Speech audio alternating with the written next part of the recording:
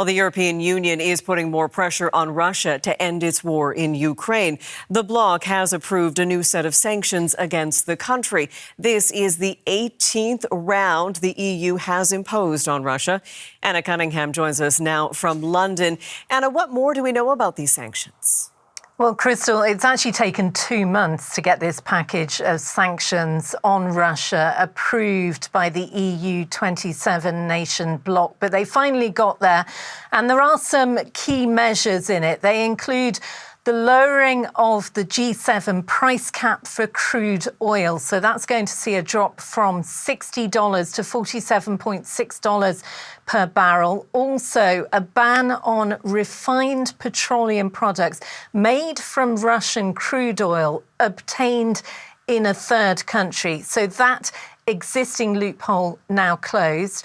And also, new transactions related to the Nord Stream gas pipelines are now banned. There is, at the moment, no Russian gas currently flowing through the two Nord Stream Baltic Sea underwater pipelines. They connect Russia and Germany, but this ban is aiming to prevent any future resumption.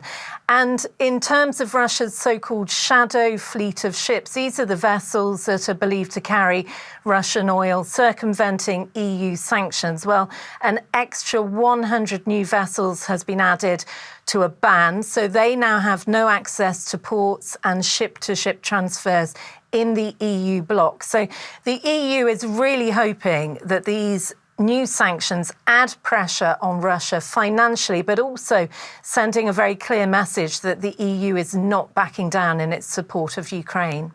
Well, and Anna, as you mentioned, it took months to pass it, and we know that the Ukrainian president had been calling for tougher new sanctions. We're still waiting those 50 days to see if America will pass sanctions as well. But in terms of the latest EU package, what's been the reaction so far? Well, let's take you to the EU Commission President Ursula von der Leyen. She shared this on social media, saying, "We are striking at the heart of Russia's war machine, targeting its banking, energy and military industrial sectors, and including a new dynamic oil price cap. The pressure is on. It will stay on until Putin ends this war." Ukraine's President Volodymyr Zelensky posting this, saying this decision is essential and timely, especially now as a response to the fact that Russia has intensified the brutality of the strikes on our cities and villages. The 18th package of sanctions continues to target Russia's tanker fleet, not only the vessels, but he says the captains of the shadow fleet and the companies enabling what he says are oil-financed acts of killing. We continue applying this pressure. We have, Crystal, had a response from the Kremlin this morning saying all these new sanction packages on Russia just creates negative consequences, they say, for those backing them. It calls the sanctions illegal, and it says Russia has built up immunity and adapted. Look, the European Union is certainly going to be hoping that behind such statements, these sanctions will be having an impact, and that will make, they hope, Russia think and come back to the negotiating table for ceasefire talks with Ukraine. Anna Cunningham, thank you so much.